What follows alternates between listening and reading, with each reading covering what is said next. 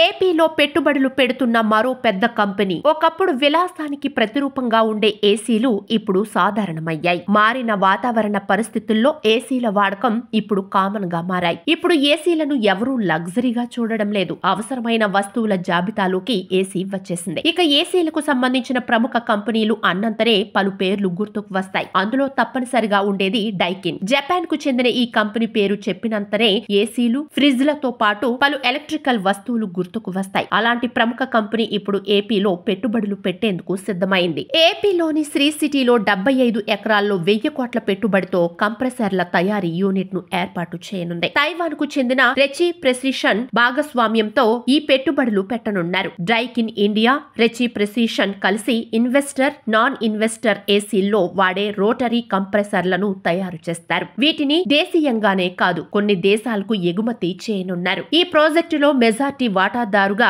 Daikin ఉంటుంది. ఈ ఆర్థిక సంవత్సరం లోపే పెట్టుబడుల ప్రతిపాదన కార్యరూపంలోకి రానుంది. శ్రీ సిటీలో ఏర్పాటు చేసే యూనిట్ తో కలిపి దేశంలో 3 తయారీ యూనిట్లను ఏర్పాటు చేసినట్లు అవుతుంది. మరో ప్రత్యేకత ఏమిటంటే ఈ సంస్థకు శ్రీ సిటీలో ఏర్పాటు చేసే యూనిట్ ఆగ్నేయాసియాలోనే అతిపెద్దది. ప్రస్తుతం దేశంలో 20 లక్షల ఏసీ యూనిట్లను డైకిన్ తయారు చేస్తోంది. మరో 6 ఏళ్లలో అంటే 2030 నాటికి ఉత్పత్తి సామర్థ్యాన్ని ఏడాదికి 50 లక్షల యూనిట్లకు చేర్చాలన్నదే లక్ష్యంగా కంపెనీ భావిస్తోంది. దేశీయంగా ఏసీ అమ్మకాల్లో మెజార్టీ వాటాను సొంతం చేసుకోవాలన్నది డైకిన్ లక్ష్యంగా చెబుతున్నారు. తాజా ఒప్పందంతో మధ్యతరగతి వారికి తక్కువ ధరలకే ఏసీలను అందించడం సాధ్యమవుతుందని చెబుతున్నారు. ఒకటి తర్వాత ఒకటి చొప్పున ఏపీకి వస్తున్న కంపెనీల జాబితాలో డైకిన్ చేరినట్లయింది. ఇలా పెద్ద పెద్ద కంపెనీలు పెట్టుబడులు పెట్టేందుకు ముందుకు వస్తుండటంతో చంద్రబాబును అభినందిస్తున్నారు ఏపీ జనాలు.